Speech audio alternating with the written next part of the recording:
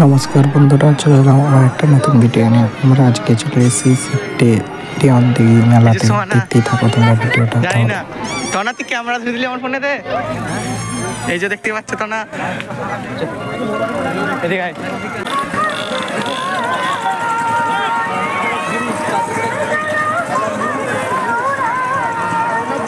তনা দিয়ে সবাই দেখি দিই একটু। তাহলে টিম খেলা যাক, দেখা যাক বন্ধুরা সবাই মিলে দেখি কেমন করে টিম খেলছে।